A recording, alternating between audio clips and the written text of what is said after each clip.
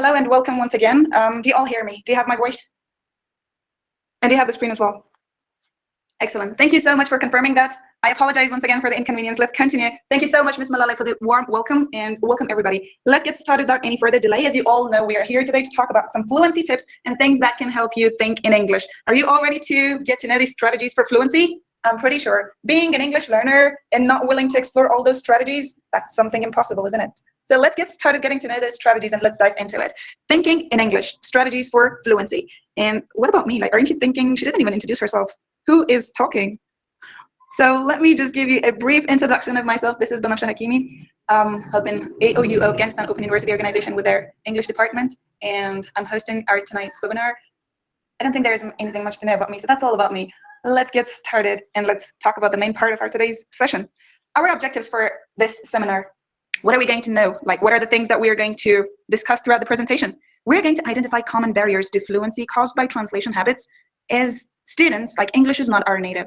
It is not even our second language. It is a foreign language we're learning and we're practicing, so we are bound to our native languages. And when we try to think in English, we definitely switch to translating, right? And that is a very big barrier. We would go towards understand what it means to think in English, and we're going to learn practical strategies to improve fluency and think directly in English.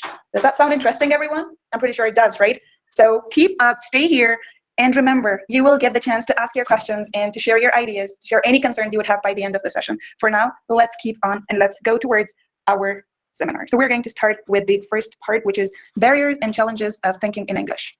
Now, when I'm talking about these barriers and challenges of thinking in English, many of you are thinking about different challenges. Like, when it comes to thinking in English, you get stuck sometime, right? Like, there are many barriers that stop you. We are going to talk about them one by one. Like, these are the possible barriers and challenges. For solving a problem, you know, like, when we want to solve a problem, we need to identify the roots.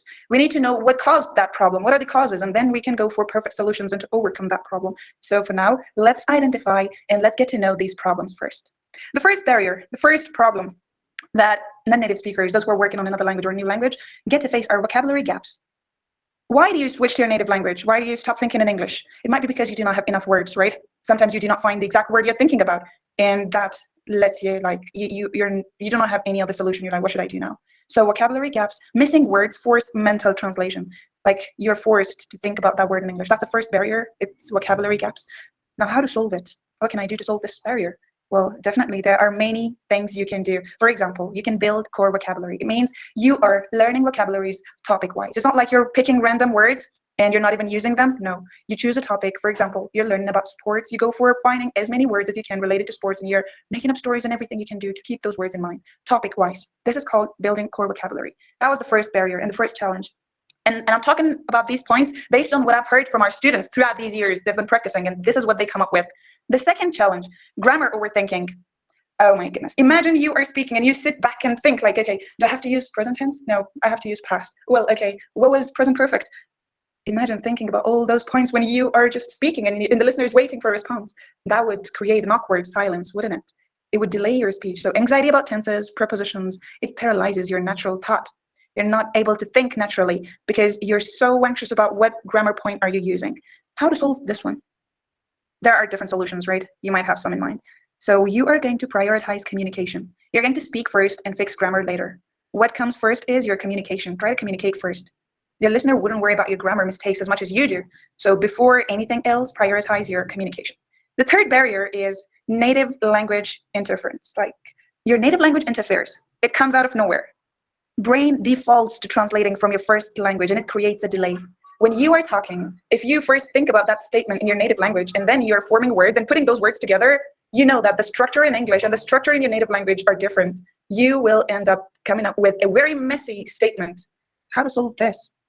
You can create English-only zones. It's like you label objects, you switch devices to English, you keep everything around you in English to set your brain and to get it used to that English environment so that your brain forgets switching to your default language. Put everything, like everything you use in English, and you will notice these differences in your brain. Brain is all about what you give it, what information it takes from you. So you are the one who controls it. The fourth one is fear of mistakes. Well, this is what stops many of students from actively participating in the sessions, joining the conversations, communicating, talking. They are too afraid to make mistakes. They worry about self-censorship, and it blocks spontaneous thinking. If you're afraid to make mistakes, you cannot speak properly. Like, it stops you from speaking and thinking at the same time. If you are someone who thinks like, okay, I have to think first, I have to form the sentence properly, and then I have to speak. No. Try to embrace mistakes. Aim for progress over perfection. Remember, perfection comes later, and it even may not. So you aim for progress. You aim for moving on. You aim for improving. It means you have to aim for progress, not perfection. Let's talk about the fifth barrier. Let's see, what is the fifth thing that stops us from like speaking fluently or from thinking in English? It's slow processing speed. What do we mean by slow processing speed here? Thoughts form faster in your first language, right? When you're thinking about something, you think about that in your native language, and your thoughts are faster. English feels laggy. Now, what do you have to do? You have to practice speed drills. You can have 1-minute self-talk sessions every day. Like, those 1-minute self-talk sessions every day would help you with processing your speed when it comes to thinking about something. You know what I do in my classes? I come up with warm-up sessions, and I limit the time for students. I'm like, you have 1 minute or you have 30 seconds. Now you have to answer this question in 30 seconds. Students are forced to think at the same time and to speak at the same time. That helps them form their thoughts faster. They do not have the time to think in their native language and then translate everything. It doesn't matter, even if they are making mistakes, I'm okay with it. I'll fix them, I'll help them. But what matters here is their brain. Let's trick the brain first. What is the sixth barrier? Literal translation traps. Oh, okay. So direct translations sound unnatural. If you're someone who translates everything first and then speaks, you know how awkward it sounds. You know, the structures are different, you know, like you're putting the words in the wrong way, and then you come up saying something very weird. So what you have to do is you have to learn phrases as chunks. For example, you go for memorizing or using natural expressions. You do not go for distinct or separate words. You don't go for learning word by word. If there's an expression, if there is a sentence you want to say that, you're going to learn it as an expression. For example, you see advanced speakers using these expressions a lot. They're like, no worries, right? You're not putting separate words together. They're like, I'm kind of bored. Now here you learn that as an expression. You can go and think about that later. What is kinda? Like, I'm kind of bored. You when you search about that, you will understand everything. It is formed out of kind of, and when you speak fast, it changes to kind of. You're using it as an expression. I'm kind of bored. That helps you stop literal translation and do not fall into this literal translation trap. Talking about the seventh barrier or challenge, lack of mental imagery. Like, if your mind is not used to thinking in English, how do you expect those sentences coming to you? Is that possible? That's not great. Like, your mind has to think in English. You have to have images in your mind. Now, how to do that? No English mind pictures for concepts? Then you definitely go and rely on your first language. Why? Because you're so used to thinking in English and you are imagining everything in English. If you can make yourself think in English, if you can visualize scenarios in English, that would help you speak much faster, and that would help you speak much better. So what you have to do is you have to describe images in English. For example, you get a random pic. We all have mobile phones, laptops, internet. You get a random pic and you try describing that picture. You describe that picture in English. You visualize the scenario. You're making up a story and you're describing that picture in English. It helps your brain create the image in English. Next time, like if you do that every day, you will notice next week when you're practicing the same thing, your mind no more thinks in your native language. It automatically switches to your language, the language you're practicing. Here we are talking about English. So it would automatically start describing that picture in English. Now, talking about the eighth barrier, what is the eighth challenge that we face as non-native speakers, and it stops us from thinking in English, is limited practice opportunities. You know, what I hear a lot from students, they're like, I don't have anyone to practice with. I'm not living in an English-speaking environment. There's no one I can talk to. I do not have the opportunities to use English in real life. That is the reason I'm not too fluent. These are merely excuses. You do not have to have anyone. You can create opportunities for yourself, all right? You can immerse daily English practices. Like, you can change your phone, your social media language to English. You can start writing English journals. Well, we know, like, we all spend at least 1 to 2 hours watching TikTok videos, Reels on Instagram, or anywhere. Why not consuming English media? Why not watching those TikToks or sitcoms or listening to podcasts or whatever that is fun in English? If you do that, it's like you are creating the opportunities for yourself and you are surrounding yourself with English. Is everybody following? Like, is everything clear so far? Are we ready to move on and to talk about our 9th challenge that we have when it comes to speaking or thinking in English? Let's go ahead. Great. Now we're talking about the 9th barrier, which is perfectionism.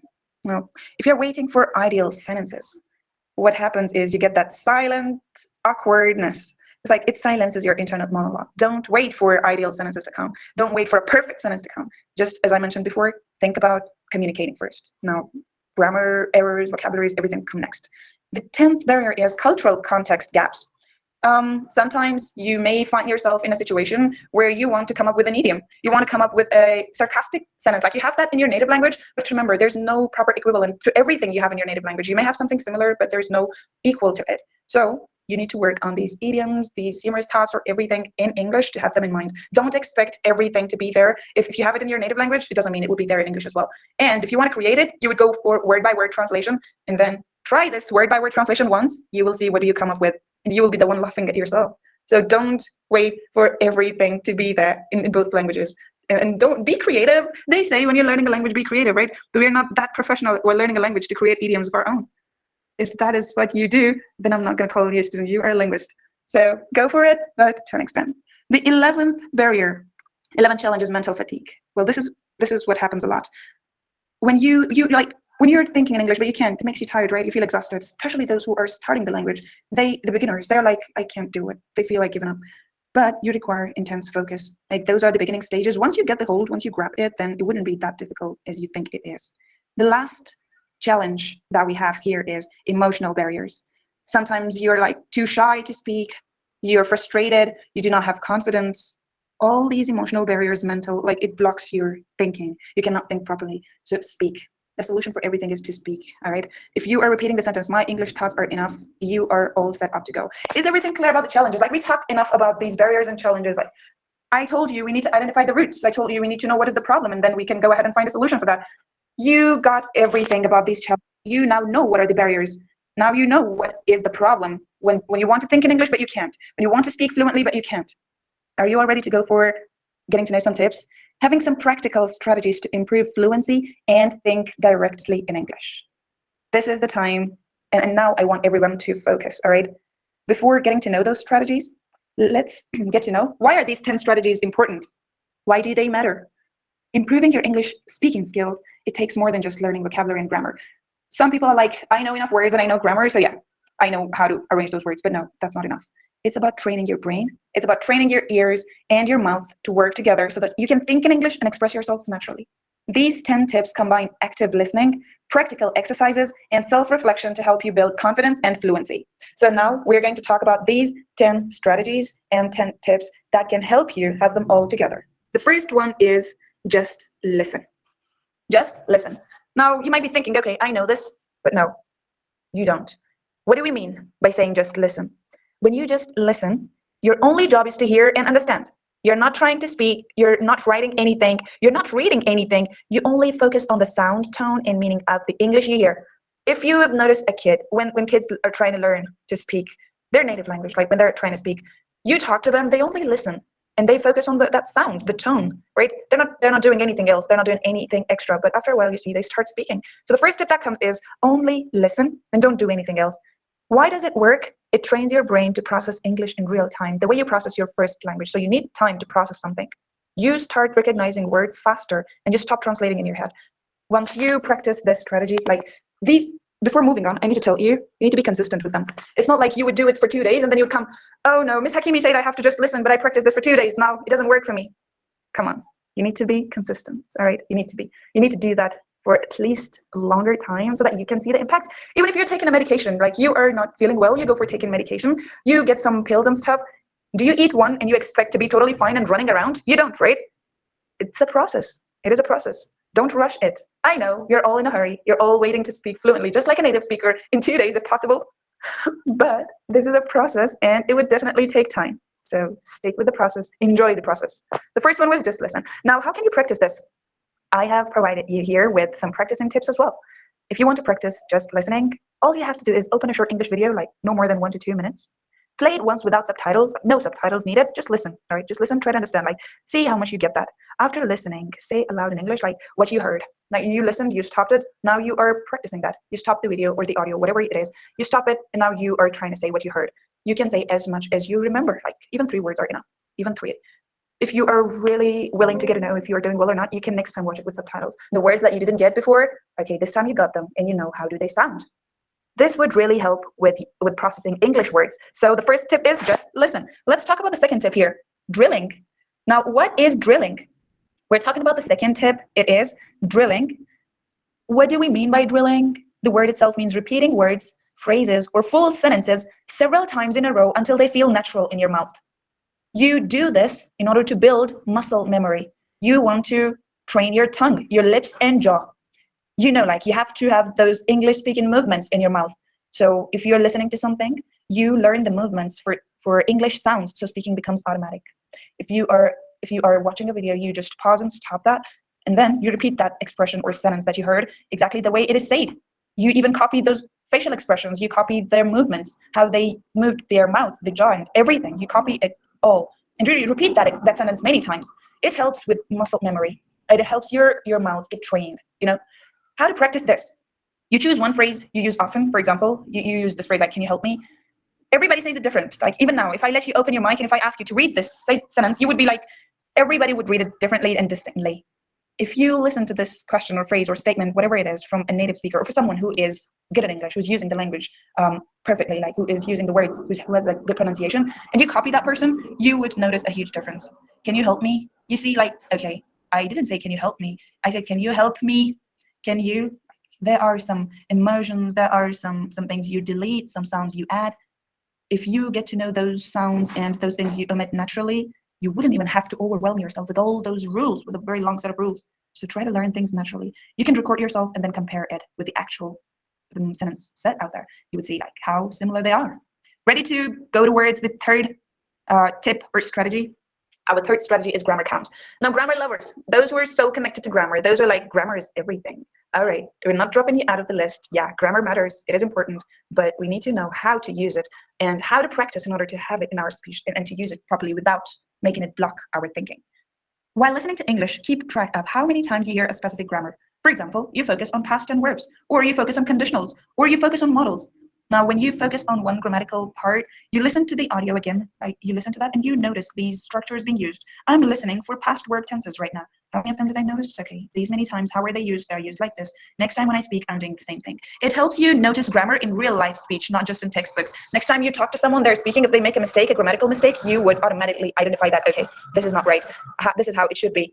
But remember, it's just you. You get to know that, but you don't have to stop the person. Oh, hey, you needed to use a present tense here, but you use a past tense. Like, these are for you to practice. These are for you to learn, not for you to stop people. All right, keep this in mind. How to practice this grammar count strategy. Play a 1-minute story or a news clip. Focus on one grammar point.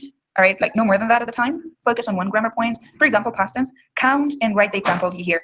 This will really help you with understanding the grammatical structures being used and noticing their usages and how are they putting it in a sentence. So you will be all set up to go and do the same thing next time. The fourth strategy is paraphrasing.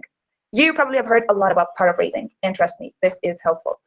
You say that, what does it mean? Like, what do we mean by saying paraphrasing? Paraphrasing is saying the same thing in different words. You hear, for example, you hear them saying, she's very tired. Now, if you can rephrase or paraphrase this differently, why not? This helps your mind think. Like, you change this. You change the wording, but you keep the same meaning. You can change it to saying she has no energy, or you can say she feels exhausted. Here, you're using new words. You're using alternatives. You're using synonyms. It means you are changing the words. You have a lot of words in your mind. Now, if you can put it in a different way, but you can still convey the same meaning, it means you can elongate the speech when it comes to real-time conversation. Why does it help? It forces you to understand the meaning, not just the words, and it also builds your vocabulary. So it means you understood the statement completely, and now you're able to paraphrase it. You cannot paraphrase something unless you understand it completely. How to practice this strategy? Listen to, for example, 3 short sentences from a podcast, and for each, say it again in your own words. When you listen to something, you have the option to pause and play. So, like, you can pause it, you can say the same thing in your own words, and then you can replay. You can say the same thing in your own words, and then you can check if the meaning is still the same. If it is, congrats, you're good at that. Let's go for getting to know about the 5th strategy, and yeah, this is what I try with my students a lot. How does, what do we mean by Q&A? It's practicing conversations by asking and answering questions. You can do it on your own as well. You don't need a partner for this. Why does it help? It's the fastest way to think in English and respond naturally. For example, I asked you this question. What did you do yesterday? What did you do yesterday? Now, you don't just come up saying nothing. Sometimes I face this. Like, I have to be honest. Some students come up saying nothing, and I'm speechless. I was like, wow, what an answer. That wasn't expected. So when you are practicing, don't do that to yourself. You get the question. You are supposed to answer it with full sentences, and not just one.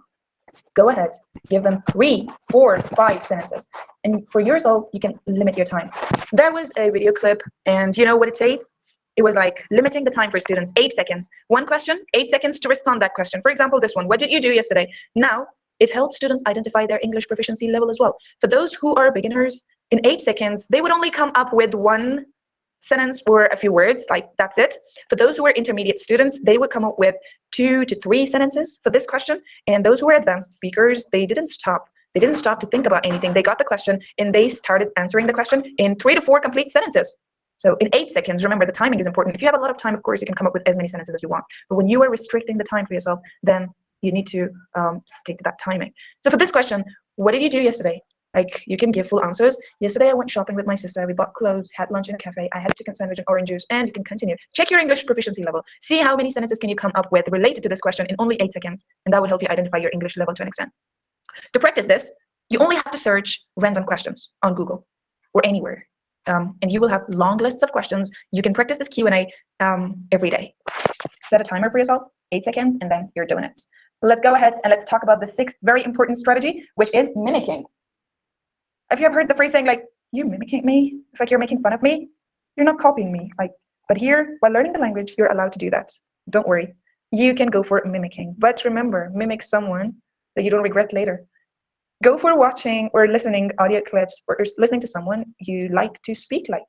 Someone who's good at using the language, someone who's got a very good English accent. Not an Indian movie and you listen to them speaking in English and you start mimicking them. Next day I see you like, okay, you were so good at getting the strategy and now you're speaking in a perfect Indian accent. Well, unless you like it. If you like it, why not? Why not? But if you don't, then you can go for another clip. So what is mimicking? It is copying exactly how a native speaker talks. Pronunciation, speed, rhythm, and intonation. Not only the words. Not only the words. We're talking about the way they pronounce the words, their speed. If they're speaking fast, speak it fast. The rhythm, the ups and downs. Like if they are speaking loud, go for loud. If they are having a low tone, go for the low tone. And what about the intonation? Like, notice everything. When it is mimicking, then you're mimicking everything. This trains you to sound English, not just speak it. You need to sound, right? We watch a movie clip, the actor says, I can't believe this is happening. Now, mimicking doesn't mean you read it. I can't believe this is happening. I can't believe. No, you are mimicking it. You're copying it exactly the way you hear it. If the speaker is angry, copy the angry tone. If he or she is happy, go for copying the same intonation. If they're excited, go for copying their excitement. If they say it fast, say it fast. So mimicking means same speed, same stress, same emotion, not robot style. You have to copy the feelings as well. This is what mimicking is. You can pick one sentence from a movie or show. Like if you are watching English movies, they speak in English, you can do this anytime you would like to. And record yourself, then see how good you are at that. It is fun and useful. Fun and useful. And this is what learning is. It should be fun and practical. Let's talk about the 7th strategy here. The 7th strategy is buying time. What is that? When you're speaking, when you're asked something right away, sometimes when I ask my students those random questions, like out of nowhere, they are like, could you please give me some seconds to think about it? And then they start speaking right away. So you don't have to wait for the time. You don't have to sit silent and just have nothing. By buying time, we mean you can use short, natural phrases to give yourself a few seconds to think before answering. You can use these phrases. You can use these short, natural phrases instead of the awkward silence out there. It keeps the conversation going without any silence. If someone asks you, what do you think about this idea? And you're not ready, you don't have to just stay silent. And the person would be thinking, okay, what happened? Is he or she fainted? Are they in a coma? Is she going to talk or not? Don't make the person question themselves. You can keep the conversation going. Just use a natural phrase like, let me think about that. Or that's a good question. Well, this gives you a few seconds, 3 to 5 seconds to prepare your answer. All right. It's totally fine. So you can prepare 5 buying phrases. For example, let me think. This is an interesting question. Sounds good. And these are all called buying time phrases. Practice starting each answer with a buying time phrase, and you will get used to it. All right. We're close to the end of the presentation, so let's talk about the last strategies as well, and then the time and the stage would be all yours to come up with your questions. We have our 8th strategy, which is 5-in-1 challenge. This is interesting, as the name itself says. Speak 5 connected sentences about one topic without stopping. Why does it help? It helps you tell many stories and stay focused on one idea. For example, you're asked about your favorite movie. Now, you challenge yourself, you set the timer for yourself, and you start talking about this topic without stopping. And you have set this challenge, like I'm going to say 5 sentences in just like this much time. You set a timer. Here you speak fast without thinking. Like my favorite movie is The Lion King. I first watched it when I was 10 years old. The story is about a young man called Simba. He learns to be brave and to his place as a king, and I love it because it teaches courage and everything. you are going to stick to the topic, and you can stop the recording when you feel you're running out of ideas. Pick any topic, food, weekend, school, or anything, and say 5 sentences in a row about it. Don't pause until you are done. Talking about the 9th strategy, which is my favorite and something that I am raised with, something that I always do still, and I remember doing it since a very young age, is running commentary. If you're into sports, if you're into like everywhere, they do this, especially when they're playing football, and then there is a someone who's running the commentary. They're giving you the updates of every second. Now this guy's running, and now this guy's going to do this, and now this is this. Like, this is like running commentary. It helps you describe what you're doing or seeing right now, like a sports commentator. Why does it help you? It forces you to think in English and use everyday vocabulary. You know English. While speaking English, you need to use those common words, right? Not the very big and advanced words that if you listen to your own recording again, you'll be like, okay, is that me? What does that word actually mean? No, use common words. Use words that are spoken, and those are the words which are recognized. So, for example, you're doing your daily stuff. You want to study. You go for like saying everything, repeating everything in your mind. If there's no one around you, you can say it louder for you to hear your voice back. But if there are people around you, you can just repeat it in your head. All right, I'm opening my bag. I'm taking out my notebook. I'm flipping to a blank page. Now I'm writing today's date. Next, I'm writing the lesson title. What I would do is like, okay, now I'm forced to go to the kitchen. I didn't really want to go to the kitchen, but I have to go there. Now I'm chopping onions, and I'm crying as well. It's not that I'm crying. Seriously, it's just the onions making me cry. And I would go ahead, and just like reporting myself and everything I have out there. This is what you can do too. If I didn't know a word, like, okay, what is this thing called? Like, there is this thing in the kitchen. I don't know what is this called. I have my phone. I would directly go and search the word. Wow, I unlocked a new word. Now I will not forget that. So this strategy helps you a lot.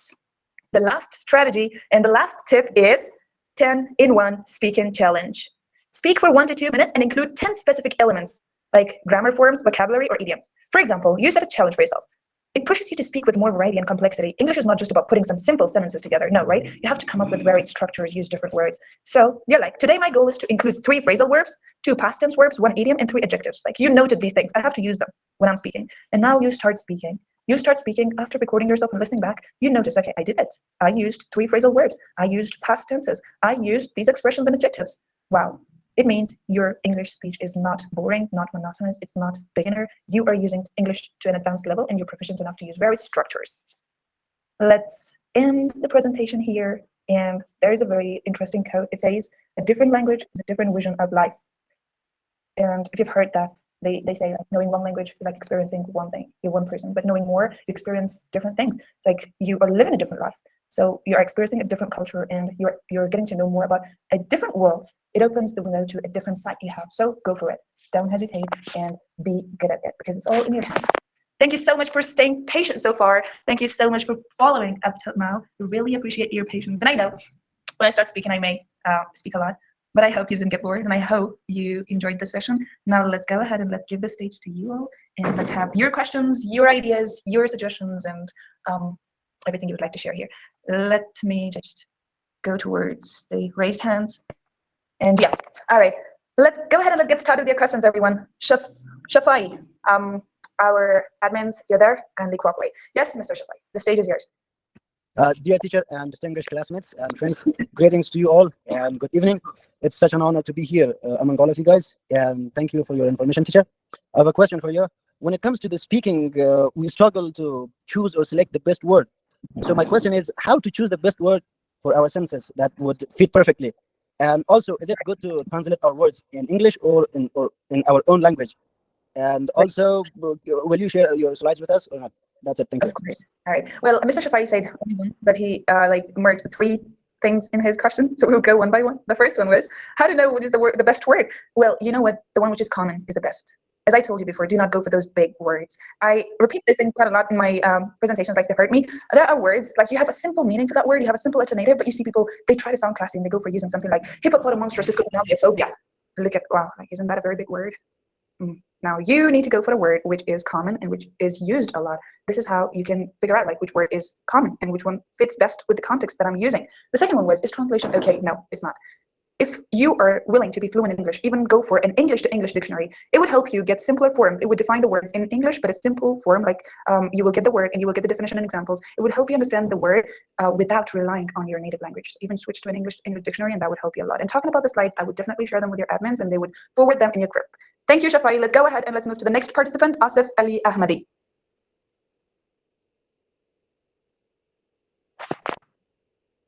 Are you there, Asif?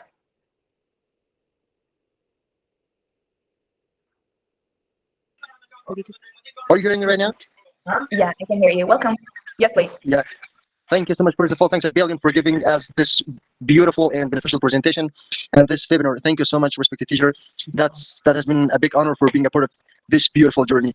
And my question is this: that we Afghan people are just learning English to teach and to be translators, right? And we are just studying grammars. And I've used this method we talked about. I was listening and repeating. When I am in teacher translation, when I want to translate something, I would face and confront a lot of challenges, and I cannot remember the Persian one or the Dari one of that word. Mm-hmm.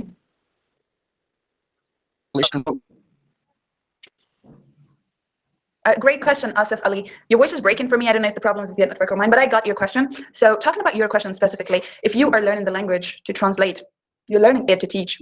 Still, you're learning the language. When you're talking about translation or interpreting, you need those specific terminologies which are related to the sector you're working in. If that's medical, if that's law, if that's any other sector, you need those terminologies. Now, if there is, like if you're talking about the general English, you forget the word, that's because you've not trained your mind. It's good working on grammar is not bad. I don't say don't work on grammar. Do it because it's part of the language. As non-native speakers, we need to do that. We need to do that. We need to go through it because we're bound to it.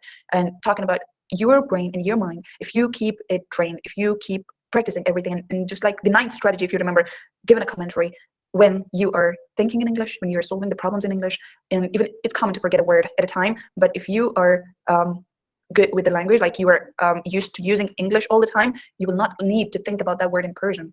You will automatically start thinking about that word in English. But these 10 strategies mentioned here today, keep practicing them. And about translating and interpreting, go do your research for those terminologies because you need them as part of your career.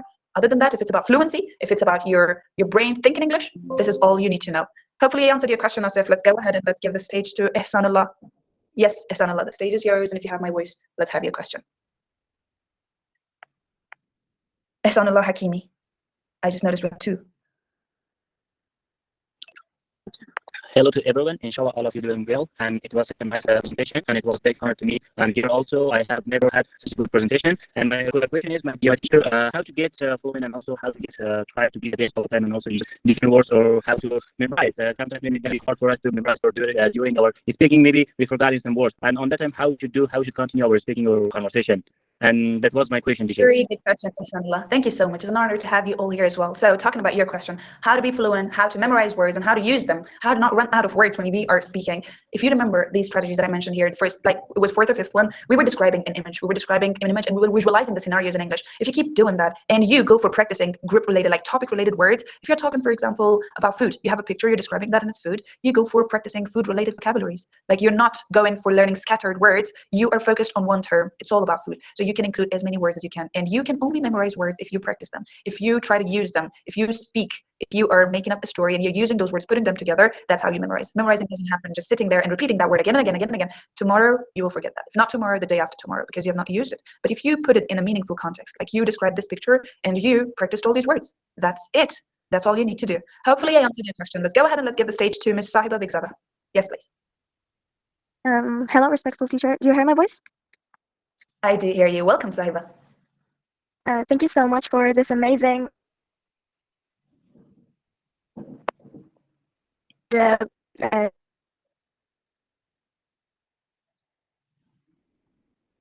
great teacher.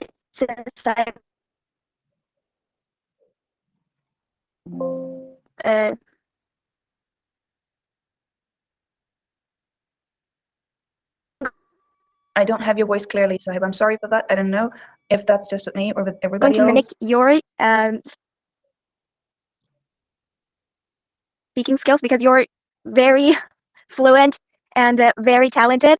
Even I have native speakers from Chicago, America. They don't speak as fluent as you, and I really admire your talent. I hear you now, and I heard you, and thank you so much, Sahiba. That's really kind of you and thoughtful of you. Amazing thoughts. I really appreciate that, and I would love to say that your skills are appreciated as well, because I've had you in my classes many times, and I need to say you're outstanding. Keep it up. Thanks again. I heard you. Yes, Sahiba. Thank you.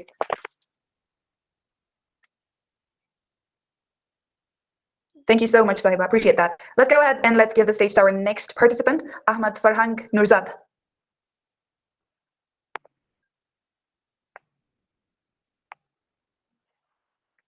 Yes, Mr. Nurzad.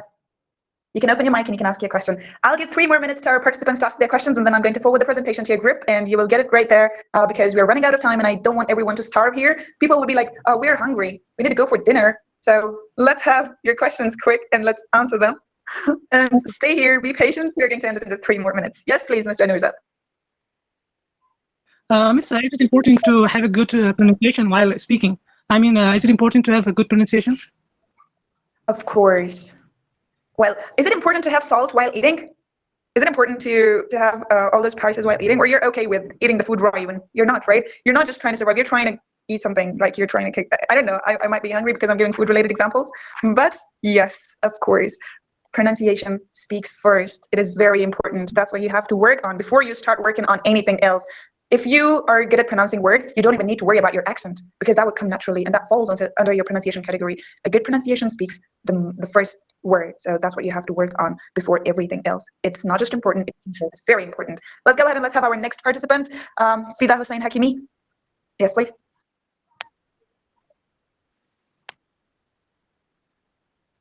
If you have my voice, Fida Hussein, yes, please.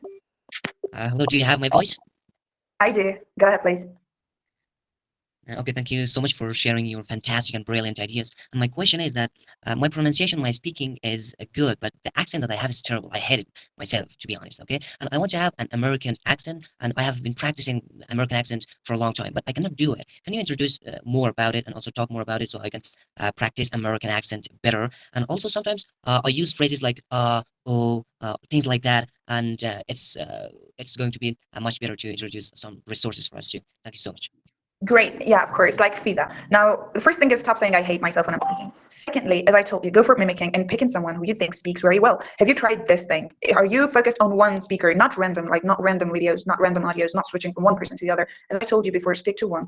You can find someone on YouTube, those online channels, anywhere, someone who speaks well, someone you really want to speak like, you want to copy their pronunciation and start mimicking that. You would notice a huge difference after a while. Like you are speaking exactly the way that person is because you stayed consistent and you're listening to this person a lot and you're copying it, not just listening. You were doing it on your own. And after a while, you would notice yourself doing exactly the same. So this is all you have to do. As you talked about those stopping words, like I told you, you can go for buying time phrases. It's okay to use those buying time phrases instead of these words that stop you. You can buy some time by using those phrases like, that's an interesting question. All right, now you can use those phrases and expressions and you can go ahead and search more to get more phrases that would help you stop using these fillers and instead switch to some meaningful phrases. Hopefully I answered your question. Let's go ahead and let's have Mukhtar Alizay on stage. Yes, Mukhtar, if you have my voice, go ahead, please.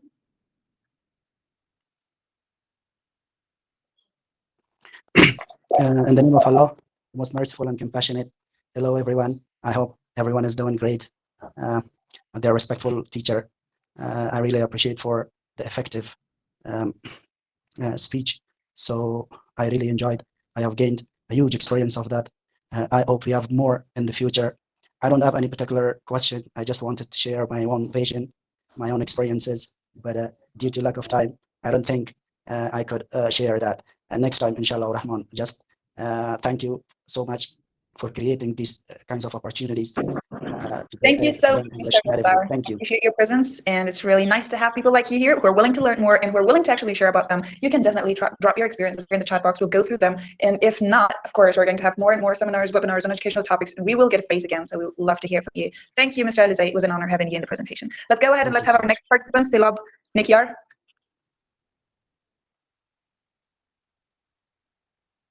You can open your mic and... Yeah. Can you hear me, teacher? I can. Go ahead, please. My greetings to you, teacher, and all the participants. Hope you all be fine. And glad to be part of this journey. I truly enjoyed this.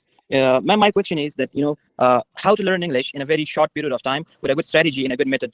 Some people that they try to learn English, they're not able to be a fluent speaker in 3 years. But some of them, instead of them, some people try for 1 year or 6 months, they become a good speaker. Which strategy or which method is very useful for the beginners to add in their method and be a fluent speaker? Thanks to you. Great. A very good question, Sailab. Now, listen to you. One thing I figured out is you have learned the language. You're not bad at it. You're using it excellently. All you need to work is on your fluency, and that is what you asked about exactly. How to do it naturally. If you don't feel like getting bound to all those rules, like if you go and search, you will get many PDF files, thousands of textbooks to read and all. But as I mentioned earlier, make the process natural for yourself. Go ahead and train your brain. I'm sharing the presentation. If you go through those 10 strategies and practice them, I can bet like next time I hear you, you would be speaking super fluently, and it's not something you would get bored with. These strategies are practical and they can help you speak more fluent in a very short period of time, but that depends on how consistent you are. How much time do you allocate to these strategies, and are you practicing it daily or not? Keep it up, go ahead, and you will notice differences in a while. Thank you, Sailab. Let's go ahead and let's have our next participant, Ihsanullah Azizi. And I say 3 minutes, right? Like, okay, 2 more minutes, no worries, because I don't want to reject any of these hands raised, and I want to go and ask questions. So yes, please, Ihsanullah Azizi, the stage is yours. Thank you. Do you have my voice? I do. Go on, please. Yeah, thank you. And before we finish, could you please explain how to apply the fifth strategy like QA during the speaking part, especially when the answer is just yes, no, like whenever we use in speaking QA strategy, the answer is just yes, no. How to improve our English in this strategy? A nice question, like how to apply Q&A strategies. Probably you went in and tried yes and no questions. If you search random speaking questions on Google, you are going to get a very long list, and those questions are not yes and no questions, unless you are so tired to answer them completely and you end that with just saying, oh, okay, I'm not willing to answer it now. These questions are questions that are open-ended and they require you to give information. It's totally up to you what you answer, because there's no right or wrong answer. Here you are practicing your fluency. When you get one question, set the timer for yourself for 8 seconds and see how many sentences can you respond to this one question in 8 seconds. That would help you understand where you are. And that is how you're going to apply that strategy when it comes to speaking. Hopefully it helps. Let's go ahead and let's have Ms. Shala Azad on stage. Yes, please. The mic is yours, Ms. Azad. Well, hello everyone, especially to the honorable instructor. First of all, I'm deeply thankful for the nice and beneficial presentation. My questions, or I can say my problem is that I'm bad with memorizing new words. Like, I want to explain it. Like, it's like this, that I use different methods, like using flashcards, or maybe use new vocabulary in my sentences or in my speeches. But when I want to speak, like, I want to use those words, but my mind automatically focuses to the old vocabulary. And it is like I feel I get caught in a proper listening situation. It feels so bad. I really want to find a better solution for me. Thank you. I got you, Ms. Shaw. This is what many students face. It's not just about you. So have you ever tried learning the words group wise? This is what I told one of our participants who asked the same question earlier or mentioned something similar. I say, like, you can pick a picture and you know, like, you're practicing these set of words and these are related to, for example, food. Okay, now don't blame me, everyone. You might be thinking, why food again and again? Well, it's okay. So imagine the picture is about food and you have a set of words and it's all about food. So you're describing that picture and you have set a limit for yourself. I'm going to use these 10 words. Like, I'm going to use them for a person. These 10 words are related to this topic and I'm going to apply them. That is what makes you switch, like not switch to any other word, and that helps you keep these new words in mind because you are using them in the real context and you'll not forget them next time. Hopefully that helps you. Try it and stay consistent with the process. You will notice how different you sound next time, and this will help you overcome the problem. Let's go ahead and let's have Ruqayya Jafari on stage. Yes, Ruqayya, the stage is yours. Hello, Miss. I hope you are doing well. And it was such a great presentation that you had and shared those great things with us. My question was that, is there any like podcast or any channels in YouTube that you want to introduce me in order to improve my pronunciation? I mean, and also my accent. And also, you said that you have to use common words in order that all the listeners that they are listening to understand that. But how about in international exams? How about them? Should we use Thank you. Yeah, thank you. Awesome. Now, talking about the podcasts and talking about improving your accent, of course, I would share some links to the admins that can forward them to you. You can get podcasts there. You can practice them. You'll even get tasks to work on those later on. But here you're working on your fluency, so you would just listen to the speech and the way the speaker is using the language. This is what helps you with the fluency. And talking about common words, even the words, the academic words are common. They are common when you use them. But you know, there are differences. We have formal language and we have informal language. If you're in an informal context, you're not going for too formality. And vice versa, if you're in a formal context, like in an office, imagine working in an office that's an academic environment. You wouldn't be with your boss. You wouldn't say, "Hey, dude, what's up?" You're not going to do that. Great. You're going to get kicked right away. So you know how to use the language and where to use it. What I mean by common. And with your friends, you're not going to greet your friend like, "Hello, ma'am. How are you? How is your day?" You're not going to do that as well. So academics, international tests are different, and we have academic words that you have to use for those tests. And informal context, yeah, you can keep up with your informal speech, and you need to use the words which are informal. Hopefully that helps and answers your question. Let's go ahead and let's have our next participant. I guess we Shoaib Ahmad Sahil, if I'm not wrong. Yes, Mr. Shoaib, the stage is yours. Let's hear from you. Yeah, well, everybody, I know 3 minutes extended to 15 minutes. Well, it's okay. Let's answer these questions. Assalamu alaikum, dear teacher. Hope you hear my voice. I'm sorry, my account name is Shaib Ahmed, but my name is Saima is my account. Thank you. I joined this session to ask a question. Which level of class do you teach here at this university? I became interested in joining your class. Thank you. If you Thank give you, my Simon. answer. Welcome to join the community. You're most welcome to join the classes here. I teach different levels. Like we were working on our C1 level, and right now in our TOEFL preparation class, you can join the channel. I would ask our admins to kindly share the channel link, the general channel link here with our students. And if we start our new classes, it will be announced. You'll get to know that we're going to start our new classes. But for now, it's our TOEFL preparation and C1. You can join the general challenge channel and then join the class according to your preference. And I'm there with most of the classes. Thank you. Let's go ahead and let's have Bushra Safi on stage. Yes, Bushra, the mic is yours.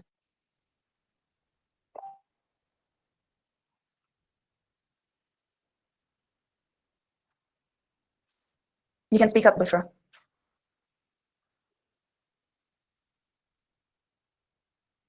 You don't want to speak? You can open your mic and you can ask a question, Bushra, if you're there. See, everybody's given those thinking emojis. I think we're not speaking up. All right, Okay, I can do it. Yes, please. My question is this: that whenever someone gives us a topic like speak about agriculture, and that time we become confused that we don't have information about agriculture. What we can do in this time? Great, thank you. Amazing question. Now, I told you about practicing the words according to a topic. Sometimes I understand if somebody comes up and asks me like something related to medical field, like something, it is a disease and they want me to speak about that. If I don't know about the topic, how am I supposed to talk about it? Well, it has nothing to do with their fluency. It has to do with their background knowledge of that topic. So if it's a topic like agriculture, if it's a topic like medical related terms, if it's something that you don't know about, it's totally fine. And it's totally normal not knowing about it. And they shouldn't expect you to have the knowledge of the whole world. You're not AI. You need to focus on your fluency in your language. If you do not have enough information about that specific topic, no worries about that. You can learn about it and you can present it, but if you don't know it, if it's not related to your field, then excusing them is the best way. Thank you. Let's go ahead and let's have our next participant. Let's see who's next. I get out of the screen most of the time. So Marjan Armagan, if I'm not wrong, that's Marjan. Yes, please. Okay, teacher, thank you. Thank you for this nice presentation. Could you please give me 5 phrases to buy time before answering a question? Of course. You can start with saying, let me think. That's one. That's an interesting question. Okay. I had never thought about it. That sounds good. Then you can start your speech. Well, as far as I'm concerned, you can go and then continue your speech. So these are the phrases. These are the fillers you can use instead of just sitting there and saying, or no. Yep, you can search for more and you will get more. Thank you. Let's go ahead and let's have our next participant, Wajiullah Qadri. And we have two more students asking their questions. Participants, sorry, and then we'll end the meeting. Yes, Wajiullah. Hi, teacher. Hello, Mr. Qadri. Welcome. In the name of Allah, I hope you'll be fine.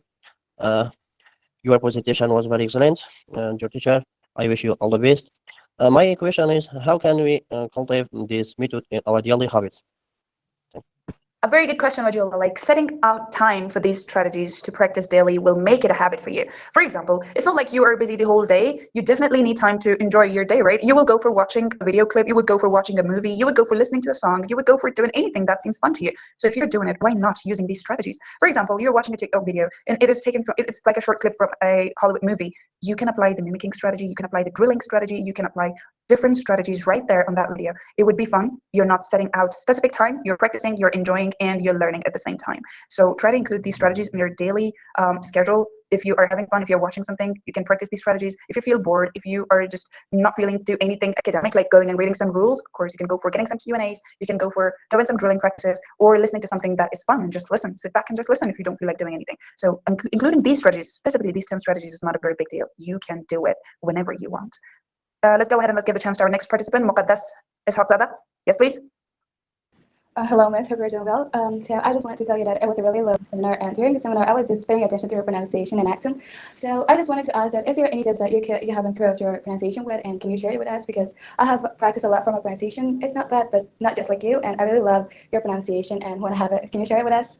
Of course, Muqaddas. The strategies that I put here in this presentation are all the things that I go for. These are the things that I've been raised with and I've been doing, and I see other students doing them, and I apply them in my classes with all the students, and I want them to acquire them. So this is what we are working on, and especially the 9th strategy, if you remember, the commentary.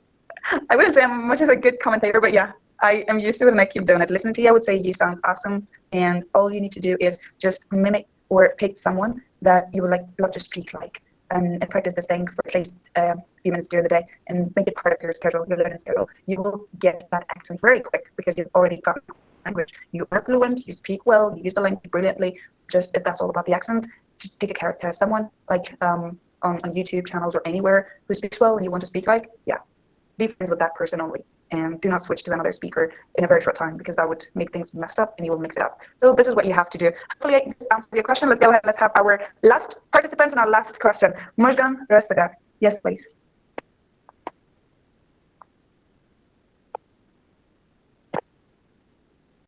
Thank you very much for giving me the chance to go and ask my question. Can you hear me? Hello? Yeah, go ahead, please. I hope you're doing well. Just I have one question that how we can have your recorded session. Actually, I joined at the end of your session, so I just want to have if it's possible to have your recorded session. Oh, okay, great. Thank you, Mujgan. I'll ask our admins if they're recorded session, they would share it with you. If there's a group, a WhatsApp group or whatever you were part of it, they would forward it to you and they would forward the presentation right there as well. No worries about that. And one last participant, because she raised her hand and yes, Shabana Lisa, and after that, we are going to end the meeting. I said we are going to end the meeting many times, right? So yes, Shabana. The mic is yours, Shabana. Speak up. Okay, Miss, I will start it by the name of Allah. So hello, respected teacher. I hope you and all the participants are doing great. So I'm really happy that even in this situation, we are still taking steps for progress.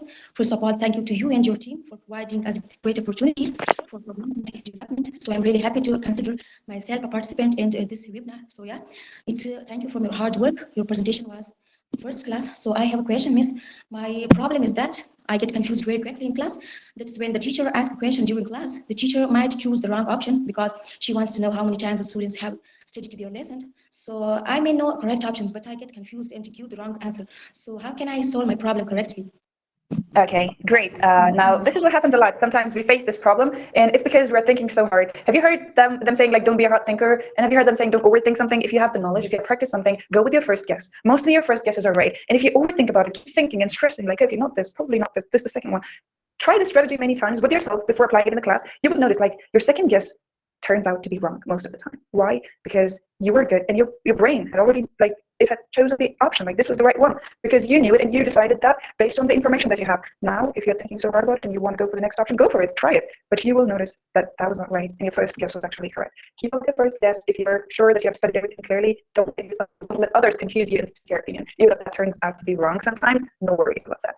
Thank you so much, everybody. I tried my best to get all the questions up into all those questions that you had. Hopefully, I could answer your questions, and hopefully you enjoyed the session. Now, this is the time for you to go and have your dinner. Have a very good time, everyone. Thank you so much for joining, and looking forward to seeing you all in our upcoming presentations, seminars, and webinars, and joining our classes as well. Goodbye for now. Take care, and see you all in our upcoming sessions, inshallah. Have a very good time.